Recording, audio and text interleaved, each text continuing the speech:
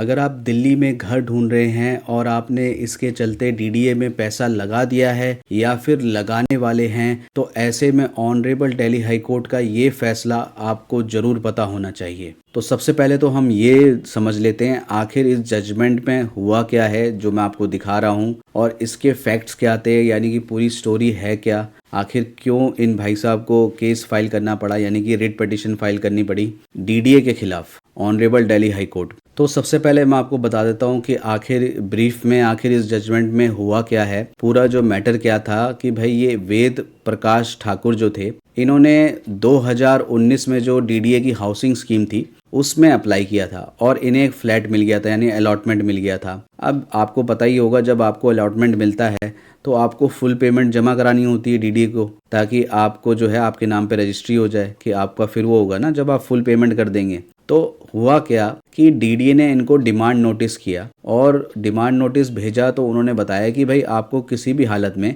31/12/2020 तक आपको पूरा 100% जो अमाउंट है वो आपको जमा कराना है, अदरवाइज हम जो है आपका जो अलॉटमेंट है वो कैंसिल कर देंगे। ऐसा डीडीए ने इनको नोटिस भेजा।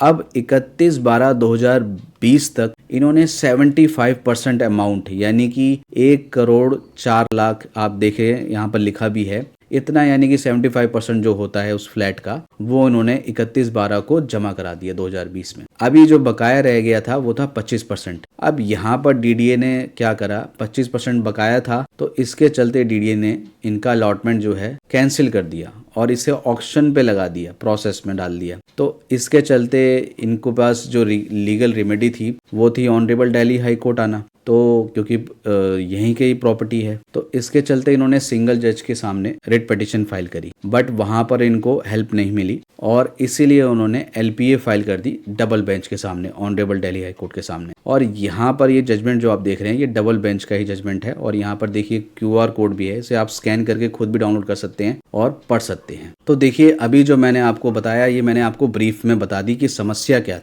अब हम बात करते हैं जजमेंट की। आखिर दोनों के पक्ष यानी कि उनके वकीलों ने बहस करी इस कोर्ट के सामने, तो वहाँ पर क्या बहस हुई है मैं आपको बताता हूँ। तो जो एप्लीकेंट हैं उनके वकील ने बताया कि भाई हमने 1,04,00,000 जो संख्या है, यानी कि इतने रुपए हमने जमा करा दिए जो कि 75% है sale consideration of the flat in question, ठीक है। और वो ये भी बताते हैं कि एप्लीकेंट ने जो है 31/12/2020 जो कि इनकी डेडलाइन थी उस वहाँ तक 75% जमा करा दिया। और ये भी बताया कि ये जो डेडलाइन है ना ये बेसिकली ऑलरेडी एक्सटेंड हुई है, यानी कि पहले एक कोई और डेडलाइन रही थी लेकिन क्योंकि ये कोविड का दौर था तो डीडीए ने इसको एक्सटेंड कर रखा था, यानी कि आखिरी डेडलाइन थी 31/12/2020 तक, इसको उन्होंने 75% जमा करा दिया एज पर क्लॉज 9 जो इनके टर्म्स एंड कंडीशन है उसके अकॉर्डिंग, ठीक है। ये बताते हैं। अब आगे ये बताते हैं कि जो इनका ब्राउचर है ना उसका जो उसमें खुद ही मेंशन कर रखा है डीडीए ने कि आप अगर जो हमारी डेडलाइन है, जो फाइनल डेडलाइन है, अगर आप वहाँ तक उस डेडलाइन तक 75% पैसा हमें जमा करा देते हैं तो आपको 6 महीने में आगे अगला जो 6 महीने हैं उसमें आपको बाकी 25% जमा कराने हैं। ऐसा खुद डीडीए ने खुद टर्म्स एंड कंडीशन में मेंशन किया हुआ है। उसी को आर्ग्यू कर रहे हैं इनके काउंसिल यानी इनके वकील। अब देखते हैं जो दूसरा जो उनके काउंसिल हैं यानी कि जो डीडीए के जो रिप्रेजेंट कर रहे हैं उन्होंने क्या कहा। उन्होंने कहा कि ये जो डेट है, डेडलाइन जो डेट है, एक्चुअल में डेडलाइन ये डेट ये नहीं है। एक्चुअल जो डेट थी वो थी 18/3/2020। ये जो 31/12 है तो बाद में एक्सटेंड हुई, लेकिन एक्चुअल जो है 18/3/2020 है। अगर उसको कंसिडर किया जाए तो यहाँ से अगले 6 महीना इसमें ऐड करो तो फिर ये लेट हो गए। इनको तो 25% यानी पूरा 100% दे देना चाहिए था दिसंबर से पहले पहले, जो कि उन्होंने अपने डिमांड नोटिस में भी कहा डीडीए ने।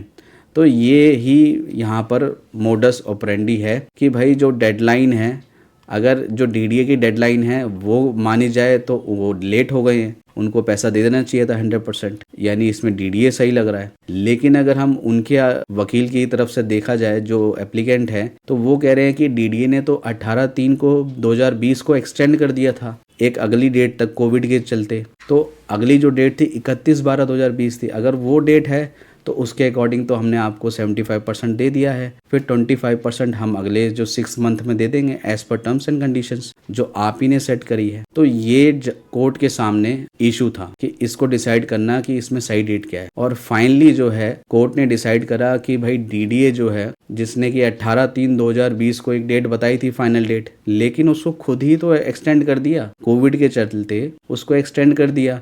अब जब आपने एक्सटेंड कर दिया है तो हम वापस पीछे वाली डेट को नहीं मानेंगे, हम आपकी फाइनल डेट को मानेंगे, और उसके चलते जो टर्म्स एंड कंडीशन में क्लॉज 9 है उसके अकॉर्डिंग वहां से 6 महीना और मिल जाता है, जो अलॉटमेंट है अलॉटी कि वो 25% जमा कराए। तो यहाँ पर जो है यही हुआ, इनको जो है clause sub clause second of clause 9 है उसमें जो मेंशन हुआ था, यानी जो फाइनल डेट थी उन्होंने 31/12/2020 को माना, और उसके अकॉर्डिंग मैंने आपको पहले ही बता दिया कि 25% उनका बकाया था, 75% तो ऑलरेडी उन्होंने जमा करा दिया था एज पर टर्म्स। तो इसको कोर्ट ने सही माना और इसके चलते उनको बोला गया जो कि अलॉटी हैं कि भाई आपको हम समय दे रहे हैं और आप आने वाले जो इनकी जो डेट है उसमें आप पैसा जमा करा दीजिए, बाकी का 25% और विद इंटरेस्ट 10%, ताकि आपको जो है आपका फ्लैट जो है मिल जाए। तो ये जो है, और उसका जो ऑलरेडी जो ऑक्शन का प्रोसेस स्टार्ट हो गया है तो उसे जो है स्टे लगा दिया जाए, यानी रोक दिया जाए, या फिर यूं कहिए खारिज कर दिया जाए। तो बेसिकली रिलीफ मिल गई है यहाँ पर इनको, और